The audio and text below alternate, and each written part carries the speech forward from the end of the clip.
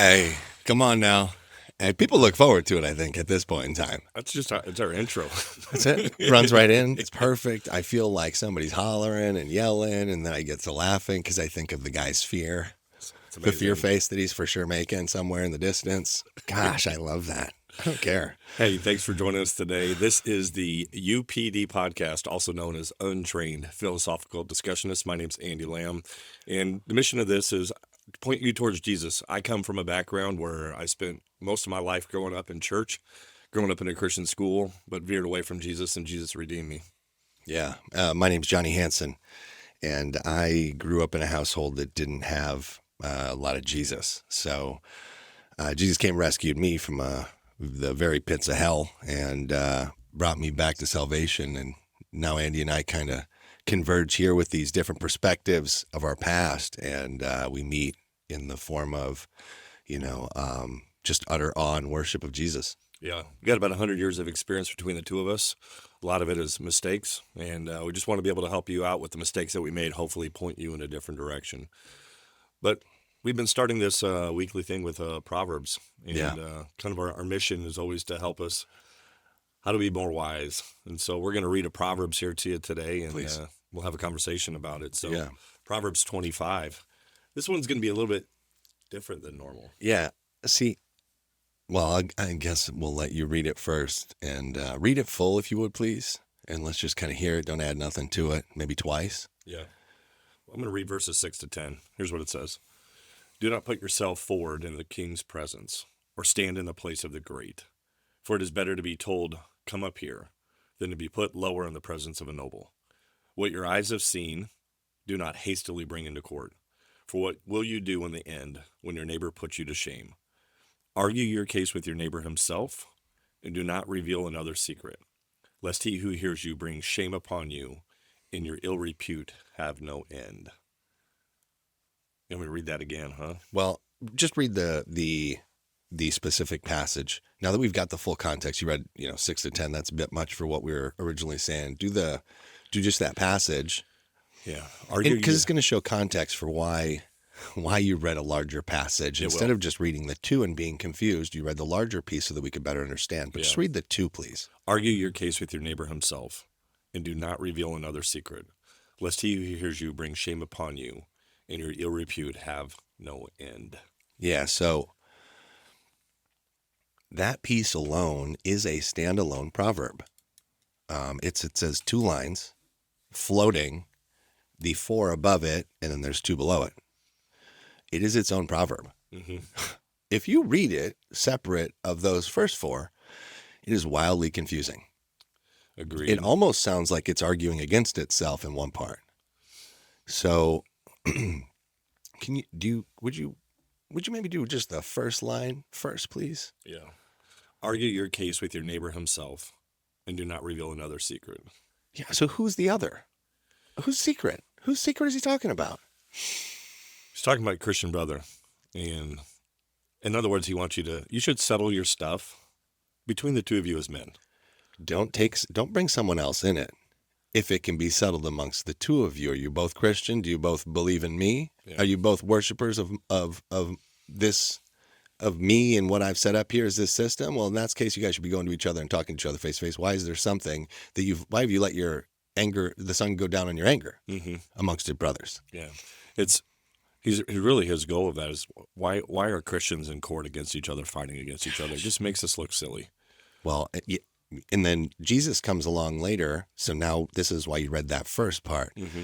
because Jesus blasts the second part out of the water like he does with every other thing from the Old Testament. And he basically is telling you, give him all your stuff. Oh, he wants to take you there, then he ain't with us. Let's go ahead and just give him whatever he wants, and let's get away from this guy's a problem. With it. He ain't with me. That's So- what Jesus is saying, yeah? I, Check yourself. Are you taking another Christian brother to court? Or like what are you then?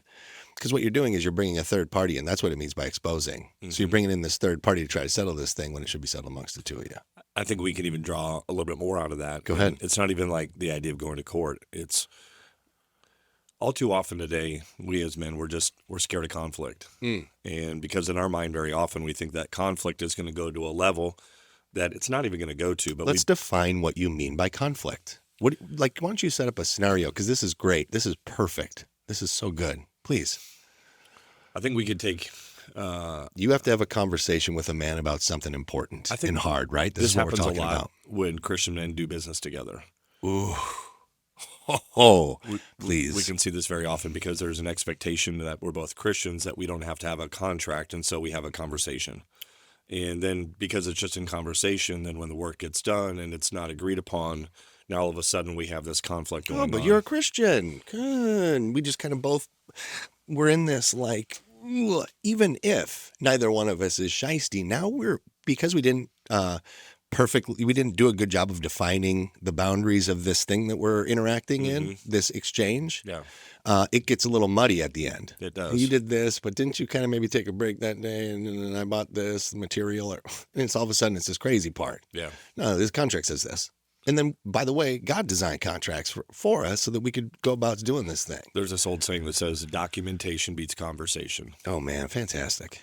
Right. And so I think just wisdom is, if you're going to go into business with another Christian man, and especially another brother, that, hey, let's just have it written out here what the expectation is. And then when it's done, let's define our expectations. Let's get it written down. Let's agree to it like men. No problem. And if we have any issue, let's just go back to the document. What does it say here? Anyways. Oh, it does say that. Well, I'm sorry. And then if you go ahead and get issue, the other part of that is let's just have some grace on each other and let's talk and figure it out rather than getting, just pissed off at each other. And what came up in your life that that our agreement has changed? Yeah. Can I meet you in that gap? Maybe. I'm a Christian brother. What is that gap? Yeah. You want to share it with me? Yeah, but we live in this world of people being offended, right? And so if I'm always offended all the time, it's not just offended though. Like we're afraid. I'm afraid to show you my checkbook sometimes. You ever felt that way? You ever have anything in your household that just kind of like, even to your Christian brother, you kind of don't share it? It hits your heart for a minute. You maybe hesitate. Maybe you hesitate for a while, and then finally you do share. That happens. It does happen. We've had moments like that. Of course. And then the interesting part is every time you do share it, the expectation of what you thought you were going to receive isn't what is happening at all. And because there's grace on the other end of that, half the bloody time I watch the other guy's shoulders shrug down. And go, oh, you too? Holy smokes, I held on to that for 44 years. How about you? 46. Are we insane? What do we do that for?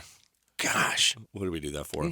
So I think we need to have wisdom, though, when we go into any sort of business agreement. Or any sort of agreement with anything with another Christian brother. And I think that'll prevent a lot of what Solomon was talking about with here. Anybody, but don't make an exception towards Christians. I think that's what you're really saying. Yeah. Obviously, there's contract towards everybody. Let's just put it that way. Non-Christians for sure, but Christians as well. We don't make the exceptions for the Christians. I'm selling my house right now. My good homie, Justin Core. Shout out to Justin Core in the Core Group. If you need to sell a house, by the way, Justin Core, Cody Palmer. Please. Come on. But, and then my buddy Matthew Winger, I love how Justin sets the expectations real low for everybody. He goes like, well, we'll get on this thing. He's like, we'll get on it. Give me a couple months. It's always we'll sell this house. Oh, the first person that walked through bought it? Okay, cool, guy. My house too. Like, all right. And I said to him afterwards, I go, hey, man. He didn't, and he just, all right, it worked out then? I go, oh, sure did. Okay, you're right. But good job, guess man. What? I recommend him to everybody. I trust Justin. I trust Cody. I trust Matthew. I trust those guys. But guess what? We have contracts. We have words stated of who's going to do, what's not going to do, what I'm going to pay you, what I'm not going to pay you. There are expectations. Yeah, and then we're done with it. Everything works out just the way we talked about, and because it's all in paper right there, this is what it is, and we get to walk away and still be really close friends when it's done. Heck yeah. It's great. It's really good, man. Can you please read the second part of that, though? I know we kind of tackled that first part. I did want to hear that second part one more time, see if there's anything to gather out of it. Lest he who hears you bring shame upon you, and your ill repute have no end. That, to me, sounds like lest that mediator hears it and he agrees with your homie. He agrees with the guy you're offended by. All of a sudden, you might find yourself that you owe something. You think he owes you something. Boy. I think the other part of it, too, is maybe you weren't honest. It doesn't conclude that in there, but certainly that is a conclusion that could be part of this situation. Yeah. This is a pretty this is a wide open interpretation. We're applying it to business. We're applying it to the legal aspects because, it kind of uses almost a legalese language, so we fit it there. But, boy, we just talked about our friendship and how that can be a component of it. Well, I think that's a huge part of it because how many man, I can't tell you the number of times I've seen guys that I know go into business together and now don't even talk to each other, that were close pals and don't even talk to each other because they Sure. let something so little fester to become something so big.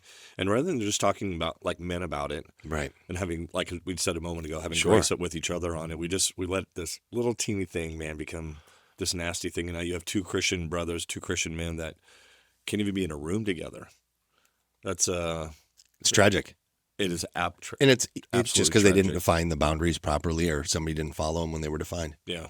That sucks. Well, which also tells us as men, like, the Bible says, let your yes be yes and let your no be no. And also, finally, that this 6,000 plus year old document still has a lot of applicable and perfectly relevant Well data said. Well said. that's still utilized Well said. easily today in every single component that we just described.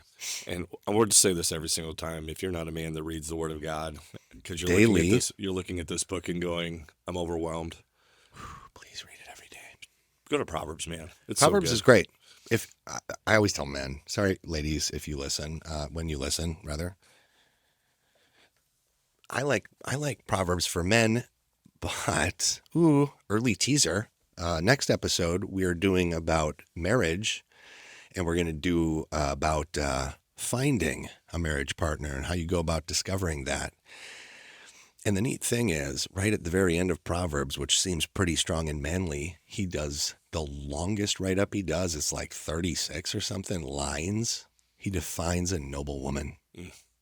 And it's breathtaking. It's exactly, in there, I'm married, and it sounds like I'm trying to be overly flattering towards my wife, but like I see these components, I read it and I see them in her.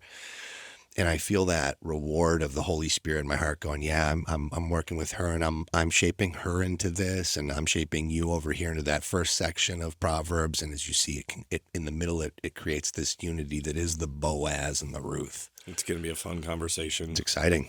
I can't wait for it. Yeah. So today, though, I mean, do we want to get right down into it? I think that this is just such an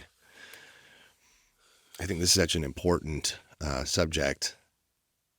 But you know what? I haven't asked you in a while that now I'm just thinking about. Your father-in-law. How soon until your mother-in-law gets here? This week? All right. Okay. Viewers, if anybody's been watching for the last 7 or 8 episodes, you'll remember there was an optimist and there was a cautious pessimist. Now, we haven't reached the day yet, so I'm not even going to yet. However, it is beautiful to see that all these weeks later, when there was such heavy hearts and we were having such heavy conversations about, end of life and the possibility of what an outcome would be if. And now here we are all this time later, and what seemed pretty unlikely is now seeming pretty doggone likely, I'd say. That's pretty interesting, and as that's unfolded over the last 8 or 9 weeks, yeah? Yeah, we're having them check for dementia this week. Okay. Yep. And how do they check for that? They do some cognitive testing on them to figure out. Like, hey, check you at 10 a.m., what's your name? Check you at 10 p.m., what's your name? Some of that. Okay. Definitely, he has that sundowner. Once nighttime hits, You can start to see it a little bit more on him. But, they finished his cancer treatment early.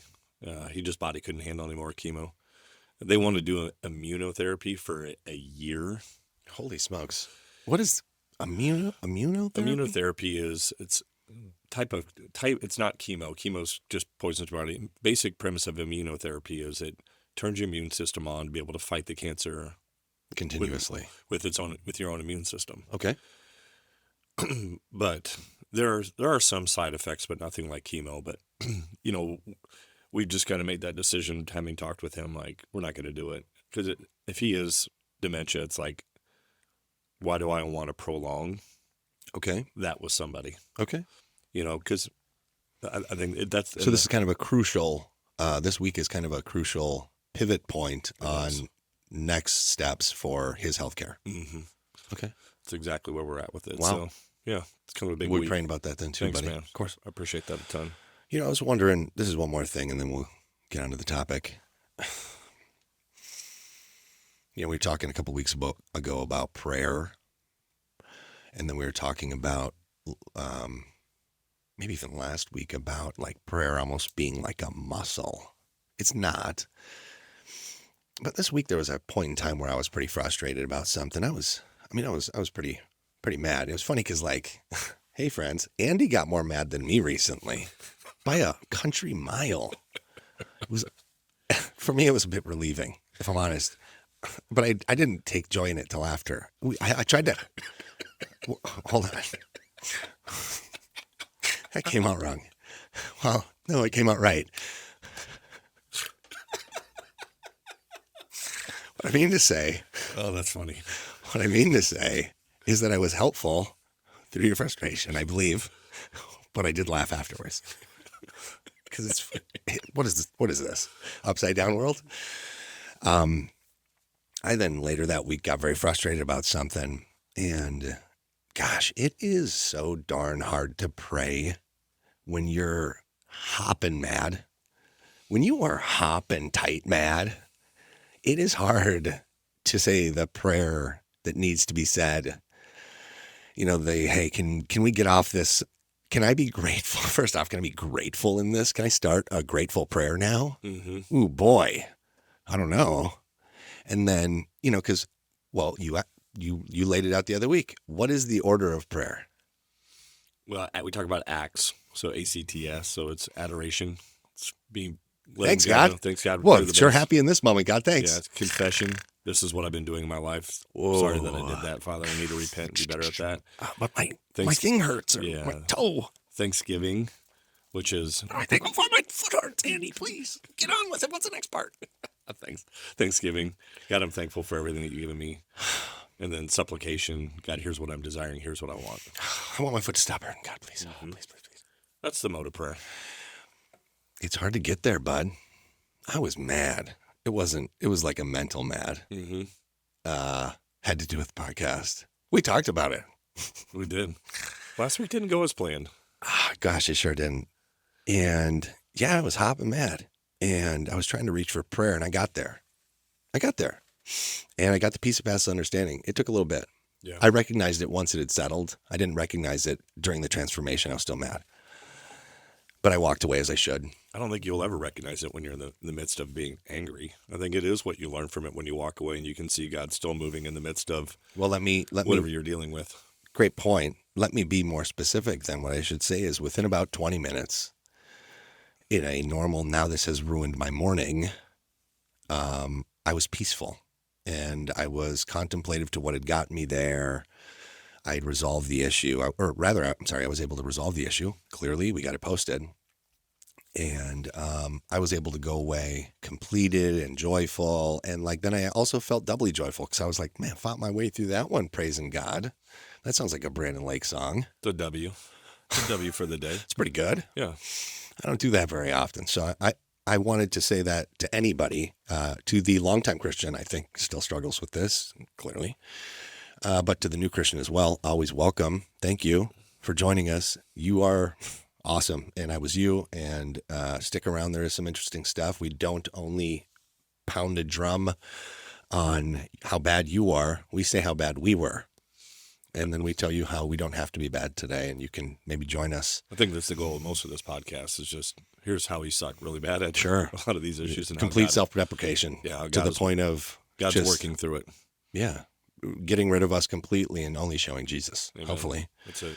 So today's conversation, we wanted to talk about... It's a continual conversation. Last week we started talking about short-term consequences of sin. I think we laid out a pretty good idea for that. Now we want to talk about some of the long-term stuff that can happen as consequences of sin.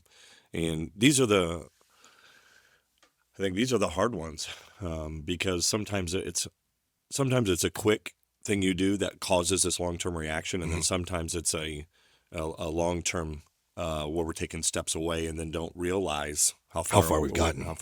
And so I think it can work in both ways of that. And so I think today we're going to use some scripture. We always want to use some scripture to kind of help basis what we're doing, but I think our life experience is what is going to be the helpful part of what are some things that we have gone through that have caused some long-term consequences that we are maybe even still feeling some today. And our hopes of that is that maybe that you don't have to suffer through some of those things. So I was really thinking about an experience. I had when my wife and I were really young. Andy, story time? Story time. Fantastic. So we were 20. My wife and I met at 22. We met on a drug deal.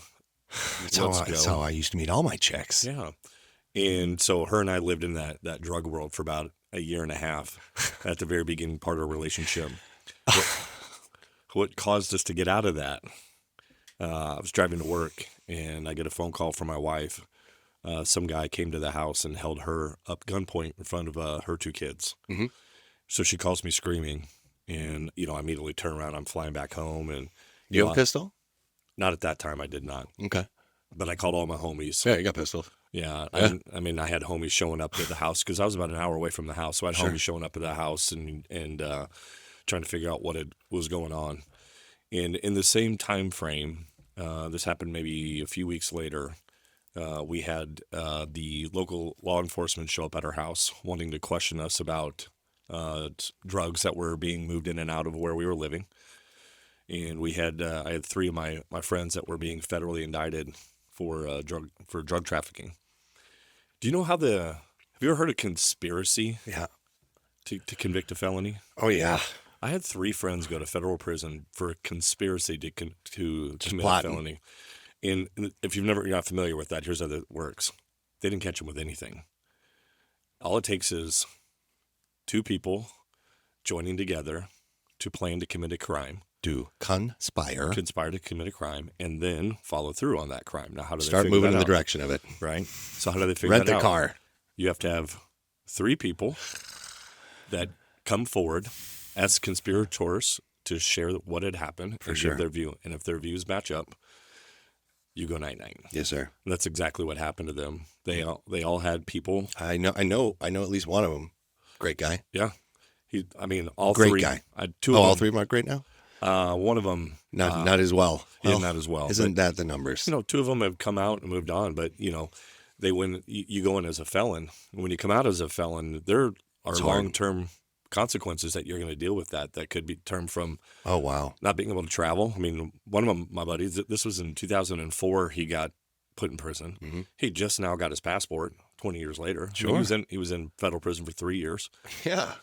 but just now. They want to keep an eye on you, dude. They don't want you going around. Can't own a firearm. For life. Yep. My uncle committed a felony back in the 70s. He still can't get a firearm at his house in northern Minnesota. There's bears. Guess what? Well, he just does his own thing out there. Maybe he shoots a bow. Can't have one. You can't have a gun legally. Voting, housing restrictions. I mean, there's Oh, yeah, you can't vote. employment. In the 70s. Is it 2024 now? Gosh, aren't we? Every No. time you fill out a job application, you have to put on there you're a felon and why you're a felon. I mean, there's just so much that comes with those. But, when you're 22 years old, and listen, everybody has to be accountable for the decisions that they make. But, I was 22, and who was I surrounded with? It seems a bit much. Yeah. We could do something about that. Now that we're kind of contemplating it out loud, I haven't done a lot of considering of the legal justice system lately because I don't get involved with it much. Yeah. But anymore. But boy, yeah, we could do something about that. Now that I'm as old as I am and looking back at 22-year-old me, it's going, you held him accountable for anything? Holy smokes. That's your fault. Yeah. 22-year-old me was not a great guy. Yeah. So that would have had long-term consequences. That did have long-term consequences for them, and it caused you to see things from a different lens. Very much So so. tell me some more about that, please. Very much so. What's interesting is the law enforcement that came to talk to us was trying to pin this on. I mean, we were a part of that. And so Yeah. my wife and I both very easily could have been pulled in and done federal time That's for what we were doing. Because Yes, sir. we had stuff showing up to our house, Yeah, we don't have to get in the details, but I'm with you. I Yeah. know what it is. so that was God's grace. I can look back 22 years ago and go, it could have been a very different outcome, which meant if, had I gone to federal prison or been a part of that, I mean, Everything's different. everything changes. Everything changes. Everything does. I don't have kids because my kids were born in that time. My friends were. You don't have the kids We're you have locked now. down. Have. Who knows what you have? Everything changes. Everything Yes. changes. It could Yeah. have changed in a moment, and God spared us. And Why do you think, or is there a moment you've seen that? What What do you think? So those guys were starting to get charged, and you said we need to get out of this, or how'd that? Yeah, we both agreed. Like, So she started having a little discernment. we did. We both agreed that this was like a defining moment in our relationship. We're like, Do you feel like there was some biblical considerations happening in the household at the time? we started going to church right after that. Amazing. So you made a choice, and then as a result of that choice, you went to church? We started going back to church. We were like, That was part of it? yeah, it was. Interesting. Well, remember I had that background. I know, so but for me, still. I had that church background. So She didn't. she did not. So, but even in the midst of all that chaos, I still knew God was there.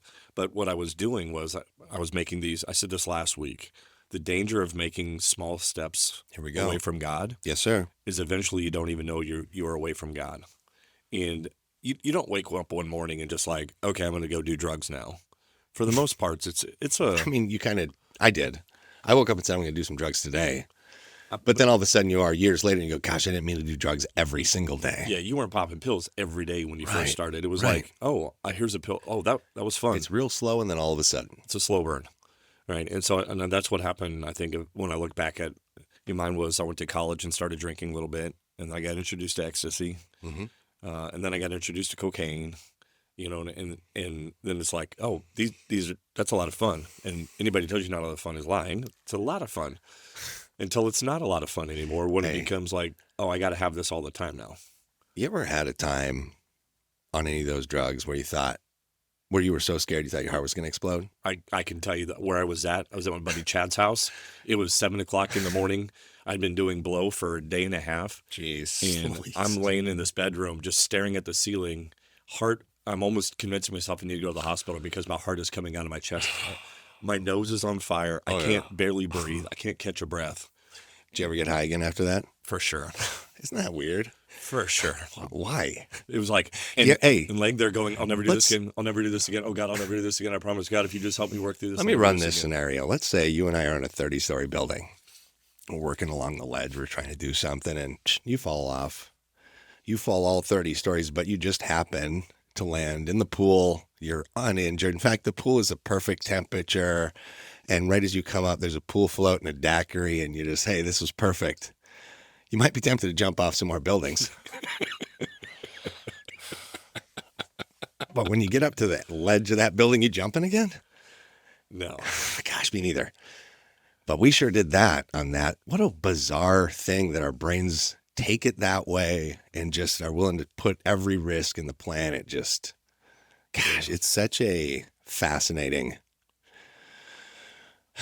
substance, conglomeration of substances, I suppose, and the way that our brain receives them. Those times were so few and far between, and the times of fun, good, were whatever you so want to great. call it. Sure, You're always chasing that high, right? You're always chasing that first time you ever did it. And then so then now let's categorize this with sin, because I agree. Because again, I think you mentioned pornography earlier in something when we were talking prior. But pornography can be one of those ones that the first time, whatever, maybe you're in high school and you're worried mom or dad's going to come poke in the room and see some, so you're locking the door and you're already starting that behavior of hide. And that is that first little ticket of sin, isn't it? It's kind of that I bought the ticket for the ride, I'm locking the door because now I'm going to sin. Why am I locking you do something prior, so you're already kind of setting up. So that is that moment that you have to kind of go, oh boy, this is foreign. I don't, when I go to grab a sandwich out of the fridge, I don't look around the corner to see if anything can snatch it out of my hand. I don't live in prison. Right. In my house, people don't steal the sandwiches out of your hand. But boy, if I was going to go do something that I didn't want my wife to know I was doing or somebody else knowing I was doing, I would start to build my way towards it by setting up a substructure of things that maybe make it a little more difficult for them to figure it out. Yeah. That's a great way to look at it. And then as you slowly do that, because it's a little bit at a time, it takes a little while to build up that whole security system or whatever you've got. If we're using this pornography thing as our example, it's the lock on the door, it's the deleting the history, it's every little bloody thing you're going to do to try to cover your tracks. Mm-hmm. And each one of those things then kind of gets its dirty little fingers into something else. Because now you're not even, it's not that you're just doing the pornography, you're also sneaky, aren't you?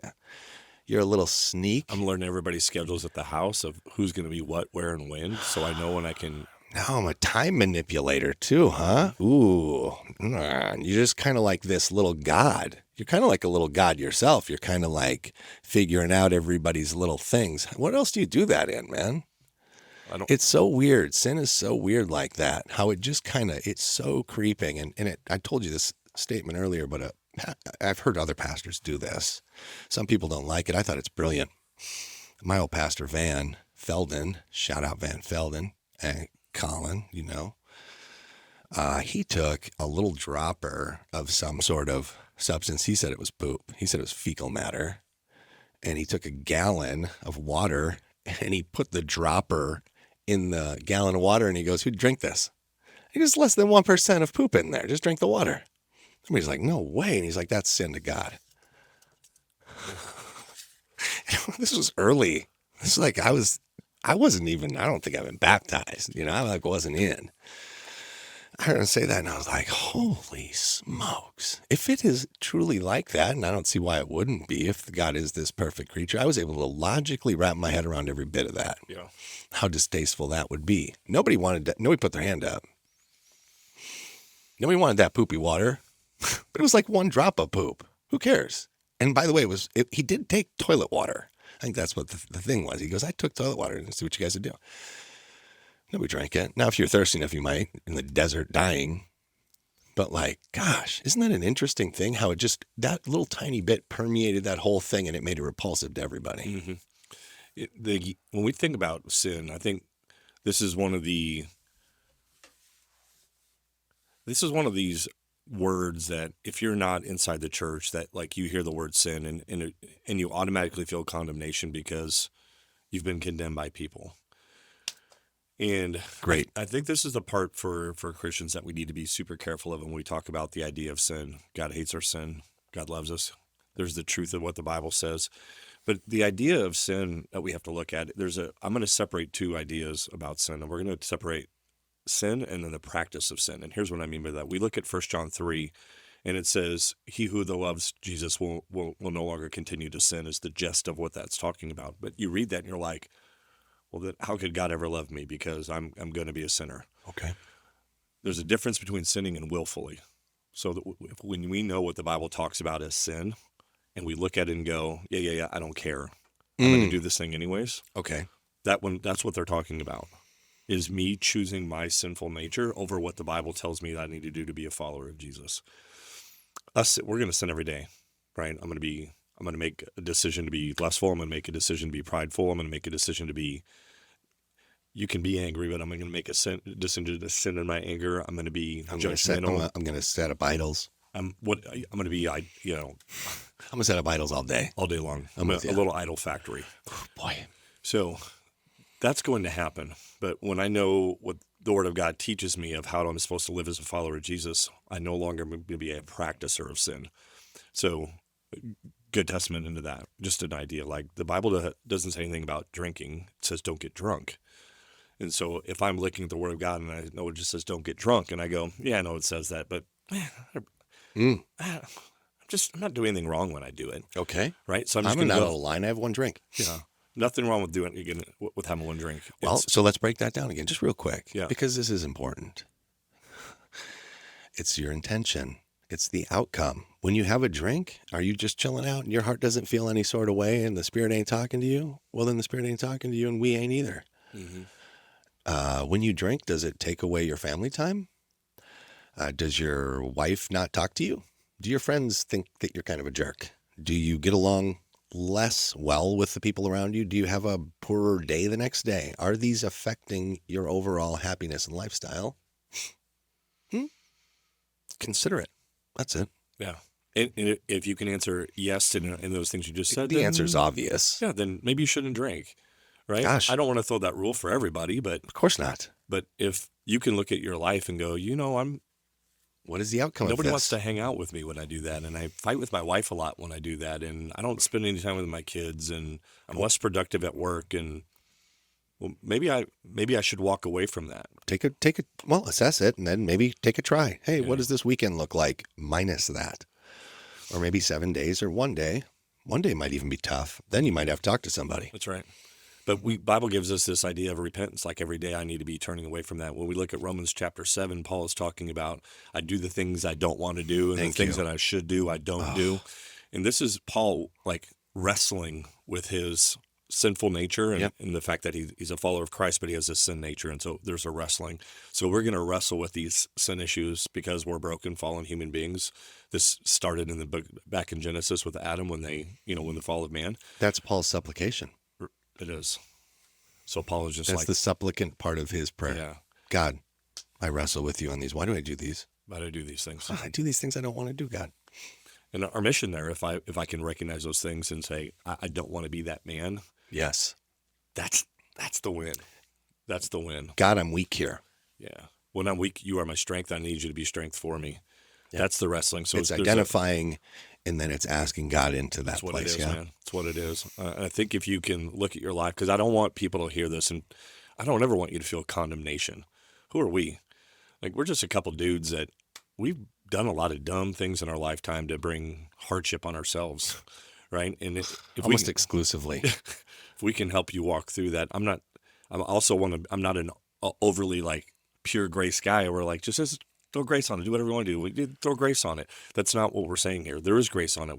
If you're listening to this show and you're a man, I'm assuming you want to be sharper. Grace is like, it's great. It's so good. What do I have but grace?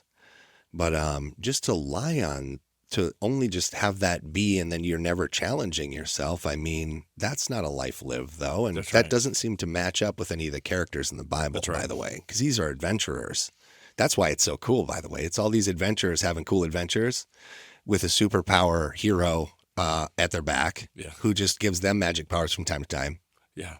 It's like, what else do you need? Jesus' 12 were blue-collar guys, man. They were roughnecks. They were fishermen. Like us. Yeah.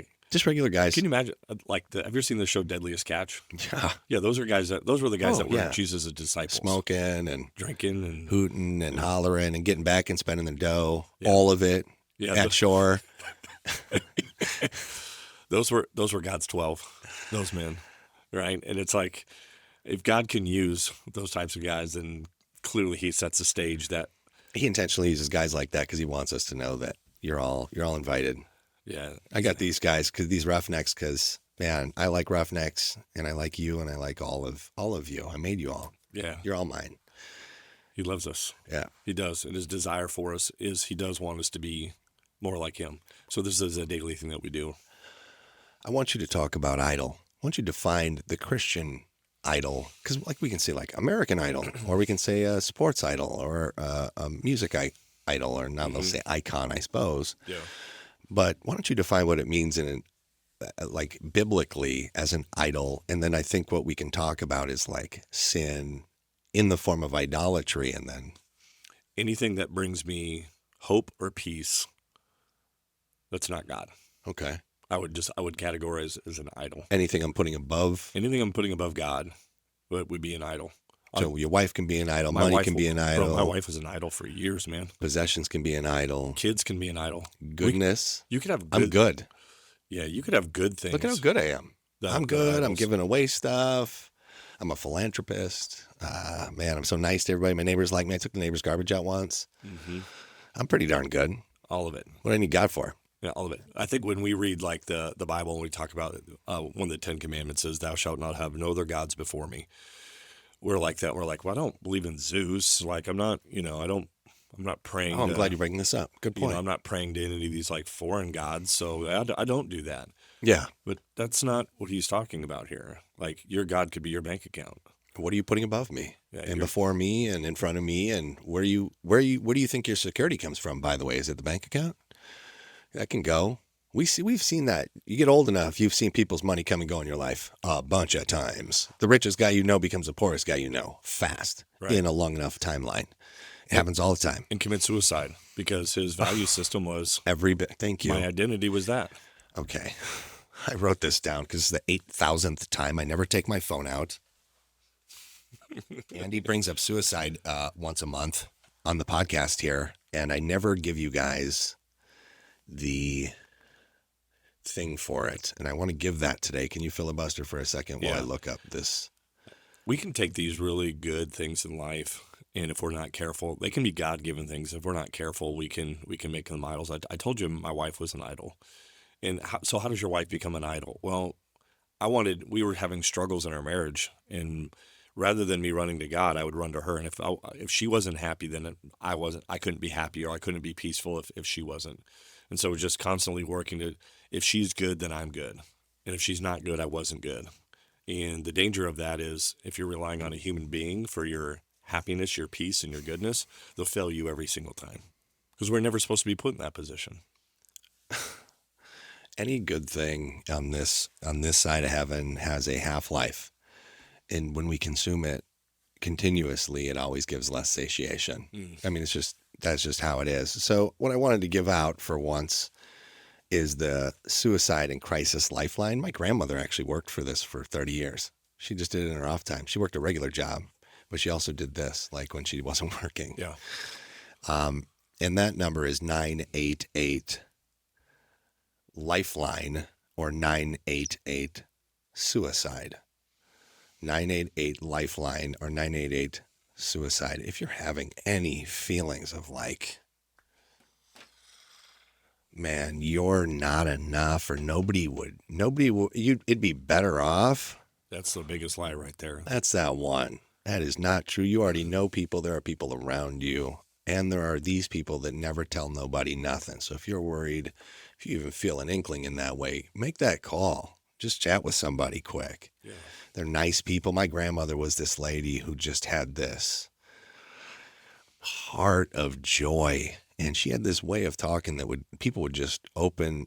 I think they hire very specific people for this, because she would talk to you and you'd start telling her stuff you didn't tell nobody else. And she just had this joyful and very contagious laugh. Yeah. That when she would start laughing, you'd have to laugh with her. And,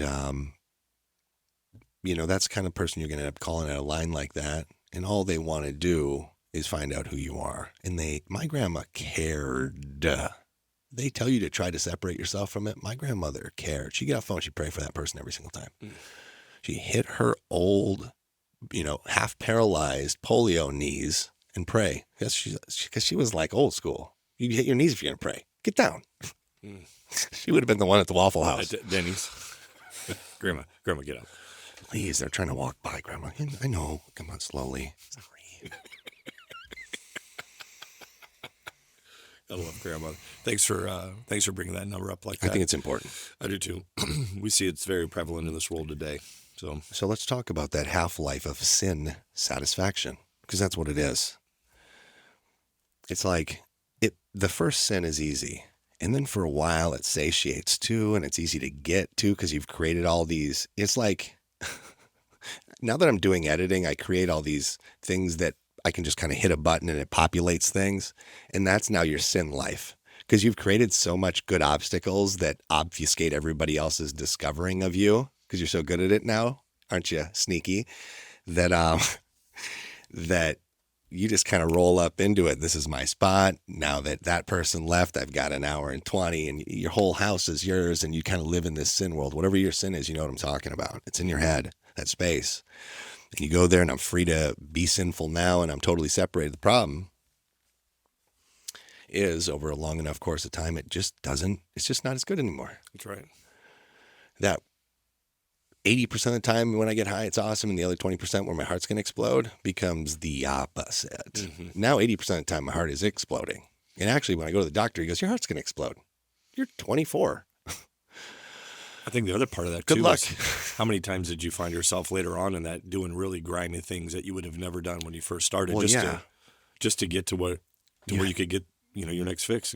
Well, so I need stronger stuff all the time. So whatever I started with ain't doing that business no more. So now I gotta find a way to, does this get better? Oh, great. It's this. Oh, well, then I'll just do that.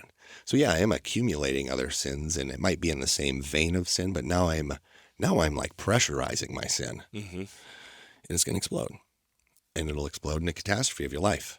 Yeah. And that will determine the rest of your life. And that's where these long-term things come from. That's a good tie. You've started with these tiny little things. And now you've built your little universe and you live in your little universe. But the thing is what are you neglecting in the focus of your universe?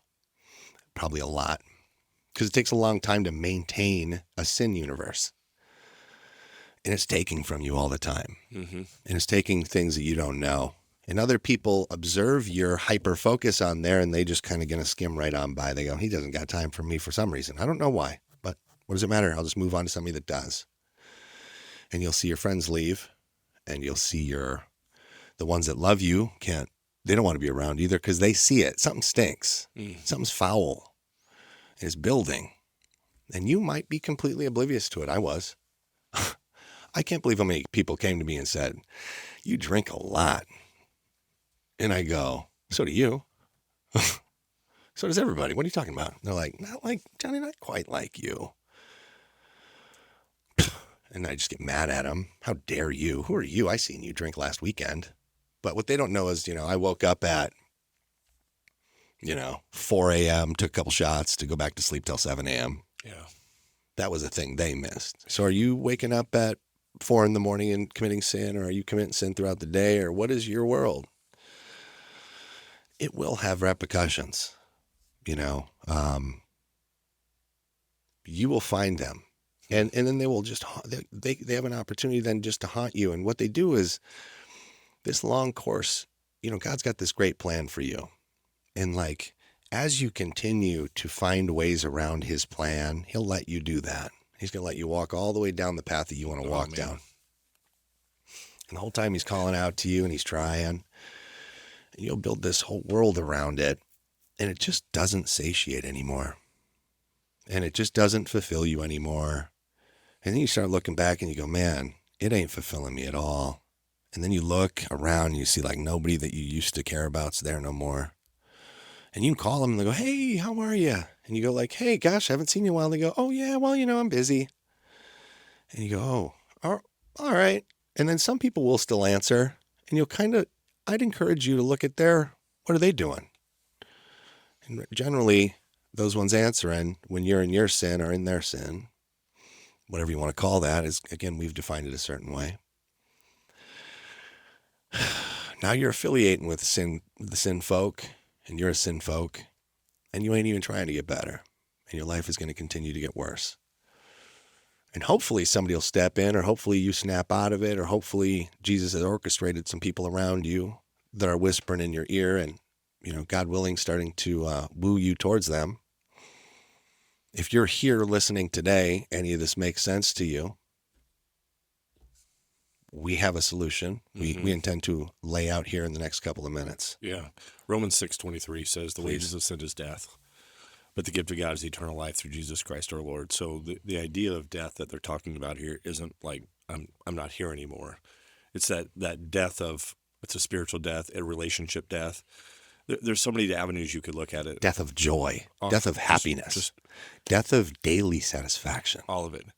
And when you death of self. This is the part that everybody needs to get. Death of, how about this? Death of my dignity. Death of my honor. That's I think we just start committing unhonorable deeds. That's the part that you see at the end.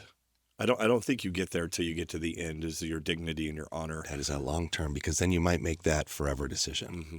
So you have a choice. And this is the part I want to make sure we talk about here today. So how do we get back from that? How do we get back? Because there's a way back. Always way back. But here's the hard part about that. The way back takes time. And we live in a society today where, because of this, I want it and I want it now and I want it all because, I can get online and order whatever on Amazon shows up today, and social media, I can get on and click that and feel this way. So we just want this quick response. But that's just not how you're going to get back from this. It took us a long time to get back.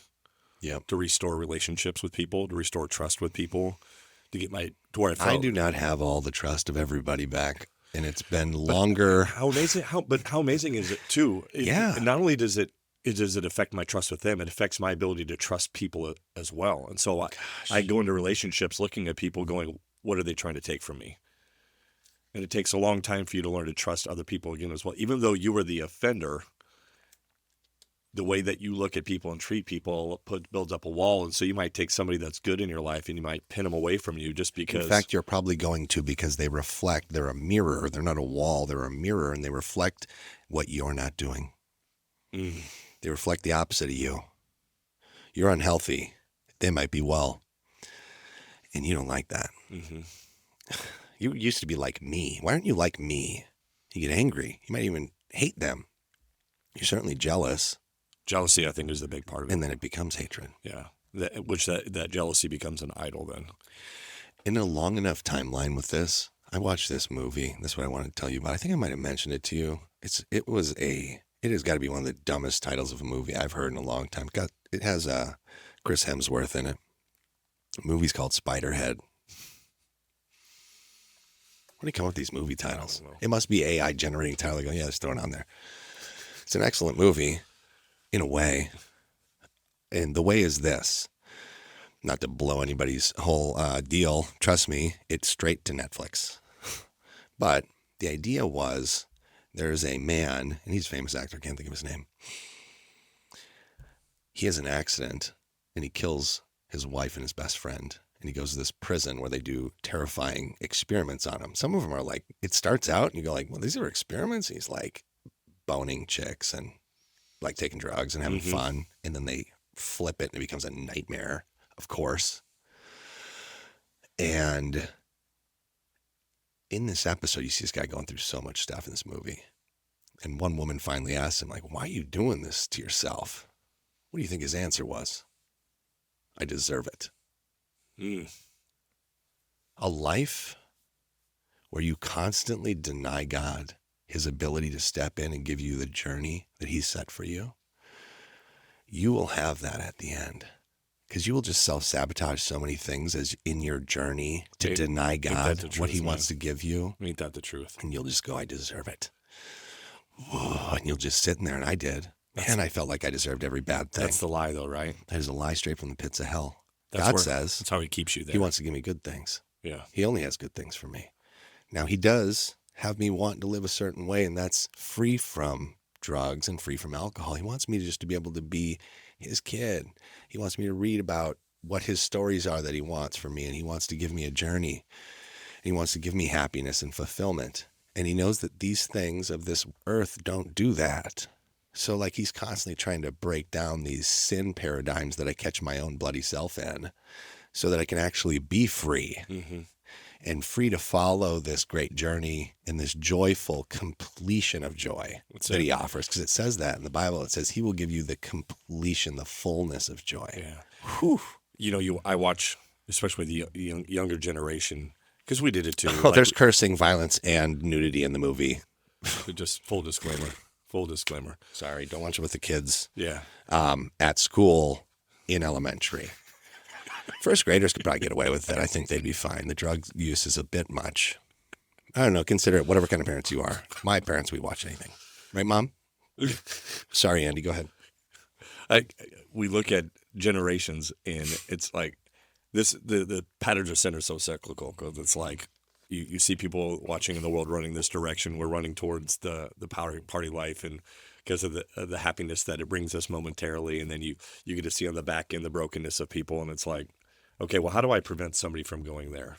How do I keep you from getting to that point? I think if we can help people define like what God thinks about you rather than what the world thinks about you, because I think we have people that listen to this that came up in homes that were tough.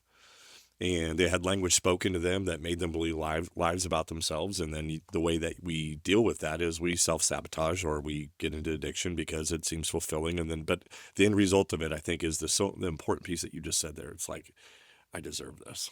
It's that self-flagellation.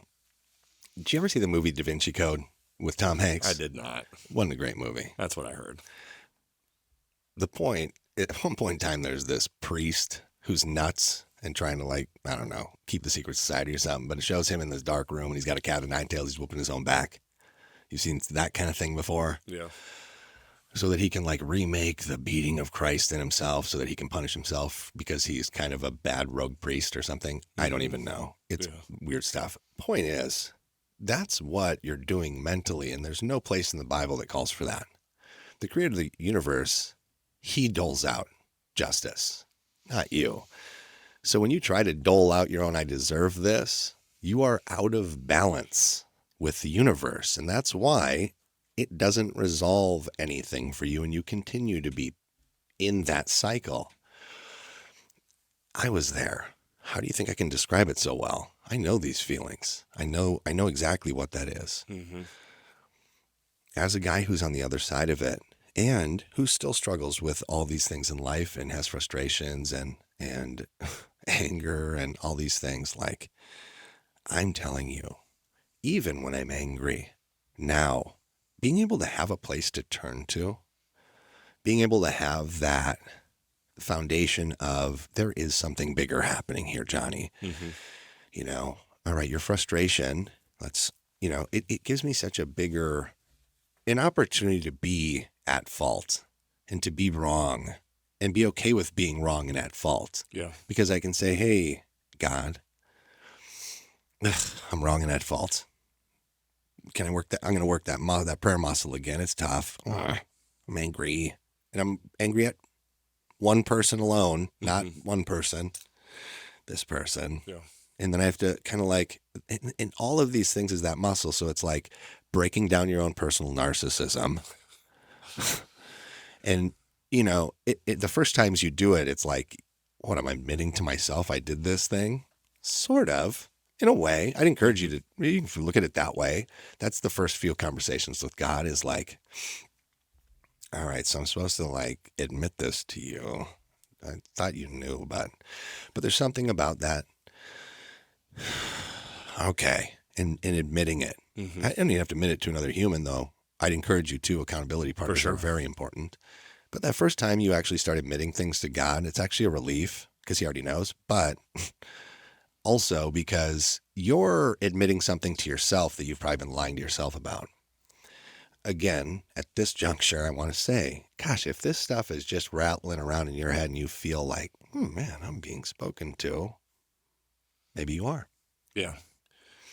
It might be time for you to make that thorough assessment of your life and who you're hanging with, what's going on inside of this, who are the people that love you and you live with, and what's this relationship look like? It might be great. I'm good. Maybe. Might not.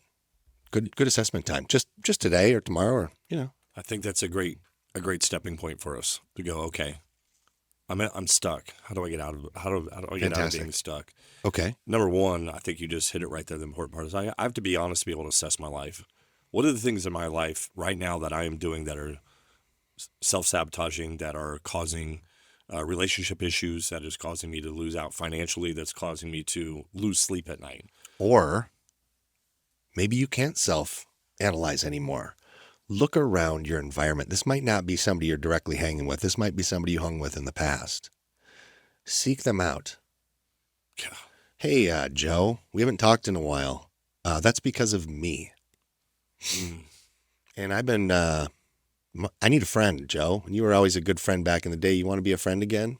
Joe is going to be delighted to be a friend every single time. He is. In fact, Joe likely kind of has an inkling that's the thing about this crazy universe we're in. Joe's got some sort of tingling in the back of his spidey sense that's going like, what is next? And then he gets the call from you. Mm-hmm. And it fulfills his thing too. So see, that's when you deny that instinct now, again, part of this long-term denial you're doing is these instincts of a spirit that exists inside you that's begging to be filled with Christ. Yeah.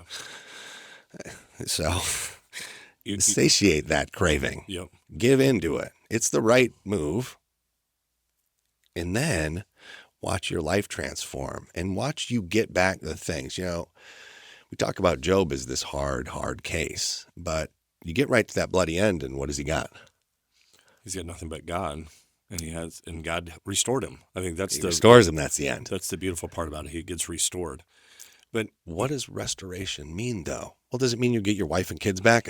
I don't know. Probably not. Maybe. Depends on what your situation was. I don't know what it is. Maybe you haven't lost your wife and kids, but maybe you were going to, and maybe you never do. Maybe in an alternate timeline where you continue doing this behavior, you do. Do you want to risk that? Maybe is your heart calling for something? Maybe you don't have a relationship with your family, your parents, your brothers, your sisters anymore. Why? You have to be honest and go. That's that assessment. Who's around? We're there because of me. So when What's their life look like? When my wife and I got sober, we had to look at who we were hanging around with. Sure. We had to make some changes. Yeah. You know, they were good changes though, because we had to start putting ourselves around people who were going in the direction that we were going. But Andy, I love blank. Well, okay. You love Joe. Great. We're going to use the Joe name. But Joe right now, you and Joe together are unhealthy. That's it. Can you have a friendship with Joe later? Absolutely. Maybe. I'm friends with some of those people I'll say now. maybe. Yeah. Maybe you and Joe can have a friend, can be a friend later. But Joe might not want to get better. But you're here talking, you're here listening, and you're here thinking. So maybe you do. You might have to separate yourself from Joe for a bit. Yeah. You know, and that's going to be difficult. You care about Joe. Joe cares about you. He's been there when other people left. This is a tough decision to make. It's just going to be work. It's going to take work for you to get back some of the stuff that you lost from years. Maybe hopefully not, but some of it's been years of bad choices. And so I heard this counselor say this one time that was super helpful for me. He said it's a 5-mile walk into the woods. It's a 5-mile walk out of the woods, right? You didn't get to where you were overnight. You don't get back out where you get to overnight. So there's going to take some work for you to do this. And there was some nice people along the path on the way in to that dark place that you have been or maybe exist. Mm-hmm. There were some nice people on the way. And there were some good times that got you there. So, like, that's okay. I understand that. I was there. I know. Got a ton of great stories. But you're there. I'm here to tell you that on the way out, there is a lot of good people you're going to meet. These are the people you're going to probably spend the rest of your life with. So all of a sudden, you're going to make this very hard decision, and you're going to think, boy, I'm all alone. And then it's going to fill with the best people you've ever met. Mm-hmm. I was assessing my team of people the other day, and like, I got so joyful I had tears in my eyes. In my house thinking, like, who all is around me right now? Who's in my life? Like, I have a pipe-hitting gangsta squad, like of Jesus following nightmares for anybody that ain't into it. And we're weird. We're so weird. Like, I realize how weird my family is, and like, our day is a Jesus day. We start our day with Jesus. We pray before we eat. You know how weird it is that we are on camera right now, like laying out all the bad choices of our life? That's not a normal thing that people do. I suppose it's not. It's not. But, you know, if you feel called to lay out your garbage in front of people in the hopes that they get to hear your story. The Bible tells me I'm supposed to. He says, do not put your light underneath. That's right. Let your light shine among men, right? Well, and he says that all of my weaknesses are strengths. That's it. So, like, when I flip over these things that plagued me and that I hid from everyone else and I expose them to Christ's light, he magnifies them in glory. And all of a sudden they become the ladder out of the abyss for somebody else. That's it. If there's one person listening that goes, I can do this, it's been worth it. Yeah. Well, if I did it, you can. Yeah. I was deep. I did not see hope. I didn't see hope at all. We give out that suicide number because, man, there was plenty of times in my life where I thought, be better off without me. That's how I know that statement. God, that's my statement. That's the lie. It is. And then, but how many people follow through with it? And then, you know, too many. The hard part An astronomical number. Did you realize it's the second leading killer of men in America? Jeez. What's crazy leading is, like, killer of men in America. We know people who have done it, and you watch the ramifications on their family, how it just tears family apart. And so it's a selfless decision in a moment that people are like, everybody would be better off without me. And then you look around and you see the tragic effects that it has on everybody else. It's sad to watch how it changes the course of everybody else's lives in one moment. And I think that's the brokenness of sin, though. It is the long-term outcome of sin. You already said it. The wages of sin are death. Mm-hmm. A life lived not directed towards Christ. Every day it becomes more unsatiating. This is what we're laying out, to the point that you have known somewhere in your spiritual soul that you've been denying the creator of the universe access, and you self-sabotage everything. You believe you deserve it, and you finally end it. Mm-hmm. It's just so tragic. It's so common. It is. It's like, the older you get, the more you see it, because your timeline's so long. Yep. And it's just like, so The sad part is I think Tragic. culturally people have become numb to it even because we see it so often. It's just like, oh, it's an expectation almost of like, these things happen. That's kind of our viewpoint of it. It's like, although those things don't just happen. This was a lifetime of build towards this moment. And there was probably so many other things. They call it a permanent solution to a temporary problem, right? So we want to help you figure out those temporary problems before you make a permanent solution on anything. So I think we've talked about the assessment. Yep. We need to do an inventory of the people that are in our lives and that we allow to speak into our lives. We need to create a new community. That community needs to be a church community. I'll just say that. I'm going to give one final, because we've now approached it from a couple of angles that I think are the critical ones. They're ones that you and I come from. So I wanted to hit these ones first: the non-believer, the person with addiction, the person struggling today. Now let's flip it. How about the I'm good? No, I'm good. I was talking to my mom yesterday. My mom was at my house. We're having a great time with her there. And my mom's a big Jesus fan. She's like a kid with Jesus. Boy, she's on fire.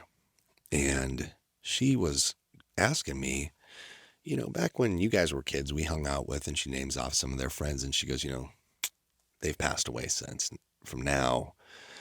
And I don't think they had a relationship with Jesus. But they were really good people. And I go, Mom, what do you think is good? What does good mean? And I wasn't trying to be anything. I'm not trying to play games. Yeah. And I had to restate that to her because she was kind of like, what are you trying to do, Johnny? And I go, no, what is good? Can you define like a little, we would an outline, and then we could check the boxes and go, oh yeah, he's good. Oh, nope, not good. And she's like, geez, I don't know. And I said, I think Jesus said, why do you call me good? God's the only one that's good. Does he say that at some point in time? Because somebody says good teacher. Yeah, good teacher. God's the only one that's good. Because God's the only one that's good. And what he's saying is like, so you're saying I'm God. It's slick. Jesus always slick like that. God's the only one that's good. I can do a bunch of stuff. But again, like, God has a plan for you that he designed an eternity ago at the beginning of time. And he's got this great area that is perfectly made for you. And anytime you're in opposition to that, you're not lined up and it's fuddling up the stuff up here.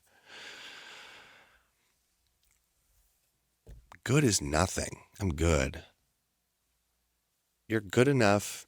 My kids like me, and everybody likes me at work, and Are you fulfilled? Are you fulfilled? Maybe I have no argument here. Maybe you're not. Maybe you are just every bit and every single way challenged and fulfilled, and you always will be. That could be the case. It's been my experience in 45 years. And when I ask older men that mentor me,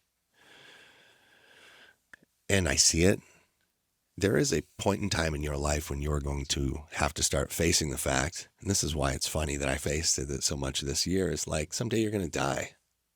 Like everybody's going to. And at some point in time, that reality is going to settle in, and then you're going to start looking in the rear view, and you start looking in the front, and you go like, okay, there's a little more back there than I haven't looked back there in a while. And you're just going to start looking in the front, and that's kind of, is there fog up there? I can't even tell how far this road goes. Uh-oh. How satiated are you then? How satiated is everything? Mm-hmm. Do you still get joy the next morning when you wake up from the breakfast you're about to eat? When your wife gives you a kiss? When you got to head out on the road by yourself and the radio doesn't turn on, you just listen to silence. How satiated are you? Feel good still? Maybe you do. I don't know. I think I'm here to say that I think over a long enough timeline, you're not satiated. And I think anything less than a relationship with God is unsatiating. And it's the only purpose of this life is to dial your spirit in to a frequency that fits God's, and then sneak up out in there through Jesus. This is where the devil gets to keep people grounded the most, though, is this idea of good. Because if I can just keep you in a lane, Johnny, where you just are going, where you're just going, I'm good. Hey, how am I doing, Donnie? I'm good. Good. I'm good over here. Andy, You're I'm good. Yeah, you're good. What do I need to work on? I've got it all figured out. And I think that's the crux of like the devil's as That's right where he somebody's wants you. opposition, he wants to keep you pinned right there. Because if I can keep you pinned right there, then Yes, sir. I don't have to put a lot of effort into you anymore. I'll go focus on the Andes over there, trying to kick butt and trying to get his whole family in. I'll knock that guy down. You're solid. You and your family, you're over there pissing away your life with You're them. lukewarm. I'll spit you out. I'll spit you out. Yeah, I'll go over here and, well, that's God saying that. But I'm saying even if you're the opposition, he ain't got a lot to worry about in that household. Nothing. He's go ahead and let that household just fizzle on out. There ain't nothing. There ain't a challenge there. Nope. He already set up a paradigm forever ago that's going to handle that one. He's over here nervous about the guys that are getting it together, and that's how you'll know, because you're going to start having some spiritual battles. And we're going to talk about that here in the future too. We're going to talk about what you're going to start seeing when you start turning your life towards God. As you start lining up with the creator of the universe, you're going to see you're not exactly flowing with a river current. In this world, you're fighting against it. And the water's not ankle deep. Some days it's all the way up to your neck. Sometimes it's over your head. But how are you still walking upstream, Andy? Because I've got Christ behind me, pushing me. He owns the water. He makes the stream. He separates it. You walk on dry land. That's it. But I look at the danger of the goodness of people. And I think there are churches across the country that are filled with the good people. I'm showing up. Look what I'm doing. I'm showing up once a week. And this comes to Matthew chapter 7. The best I have is filthy rags. That's it. But Matthew chapter 7 it says, this is for me one of the most challenging verses, not challenging, but most eye-opening verses in the Bible. And it says, on that day, many will come and say, look at these things I did for you. And he's going to say, I don't even know you. I never knew you. Depart from me. I don't even know you. That's because how scary. But the simplicity of the gospel is like, I want a relationship with you. And so, I want you to know my name. I want you to know who I am. I don't care. Like, if you're going to come to me with like, look at these things that I've done, it doesn't matter. When I stand before God, all he wants to know is, I'm here because of him. Right. I'm here because of what Jesus did. My stuff, did I do some good things? Is good things important? We talked, those things are important, but it's nothing. That's not how I get into the kingdom of heaven. The kingdom of heaven is done. Hey, good guy. What Jesus did. Hey, good guy. I'm not. You might be rich and famous, and you have all the money, and you got all everything you think you've always had. Family's great. Kids are healthy. Hot wife. You're ready to go. Are you satiated? Are you satisfied to completion? That's all. The Bible says that that's what is offered. Are you there? Do these things satiate and fill you to completion? Mm-hmm. Just ask. Just asking for a friend. You can only answer it yourself. We can't. We're here to try to diagnose things we were doing. We're here trying to say what we do that's different now. And we're trying to also give ideas amongst ourselves for like things we're trying to do, half the time. Man, I'm trying this. How's that working? And then we bring it here and talk to you guys about it. And you guys come to us and talk to us. And that is kind of the next phase of this thing too, as we continue to develop our podcast here, the interaction part of it, where we can start opening up some ways for you to maybe email us some ideas and questions. Guys that we know come up and talk to us, and that's awesome. That's how we've come up with some of the best ideas. But moving forward, we would like to involve more people in some fashion, and we're still working on that. I always want to bring that up. Yeah, that we are. We're hitting that time, man. Yeah, what are we going to talk about next week? All right, we're going to start. We told you guys this, if you've been listening, that we're going to start doing some series. So this one was just a 2-week series, just talking about consequences, short-term, long-term. Hopefully you got consequences of sin. Hopefully you got some good stuff out of it. But we're going to jump into the topic of a marriage, and we're going to split it up into 3 different conversations about that. We're going to split it up into the woman that I'm looking for. There'll be 1 week. How do I keep the one I've got? And then what do I do if I'm losing it or have lost it? And we want to try to help you guys walk through, what am I looking for? And asking that question, if you're not married yet, like, what are the attributes I should be looking for? Because she's hot, only goes so far. She's got a good job, only goes so far. There's some character qualities that you want to look for. Now, can God, if you are already in a relationship that started in that direction, can God build that? Absolutely. We've seen it in our marriages. So God can do those things. But hopefully the goal that God created marriage. And so if God created this is like, he compares his relationship to marriage. He compares so many things to marriage. This is such a massive component of your life, your marriage, to God. Why do you think he has you dedicated to him at the very beginning? Why do you think you bring a preacher in and he says, all the words that he says. Those are dedications. You're saying, hey, God, come on into this. Now, you might have forgot about inviting him in for a while. And that's kind of part 2, is how do we keep the marriage? How do we keep the family? How do we keep these things? But not just keep them fresh, keep them alive. What are we doing? What more could we do? What are we thinking about doing? What do our wives think? I intend to talk to my wife and get some ideas. My wife she's a different woman today than she was when I met her almost 25 years ago. She's a different woman since I met you 10 years ago the first time. Different people. So they change. And so, aren't we all? Yeah. How do I keep introducing myself to the new woman that I have, that I married to 25 years later? She's That's a so different great. person. In the final part of the this 3-part series is loss. And we're going to talk about what it is to have someone you love and lose them in various ways, as we will unpack and as this kind of develops over 3 weeks. And we'll talk about, what reconciliation might look like too, for those that maybe have lost and are looking to reconcile. We know some of those stories. And we intend to just unpack some of the things that might lead up to it, and then some of the things that we think might help. So This is a 3-part series, the next 3 weeks. It's going to be pretty exciting. Looking forward to it, man. Yeah, this has been a great opportunity to really unpack a big idea, and we just want to thank you guys so much for joining us. This is a long dialogue, and this is the ongoing nature of talking about a living document. It's just endless opportunity for us to really dig in and chew. And we encourage other guys out there, please, you should be doing this. Find a homie and run a proverb past him. What you think that thing says. Man, that's cool. I thought this. That is what God's calling you to do. That's what God calls all of us to do. Meditate on his word. Right? Yeah. So as we close here, I just want to pray that you have a deep and a fulfilling relationship with Jesus, and that he blesses you all the days of your life. And all God's people said. They said amen. Amen. Have a great week, brother. You do the same.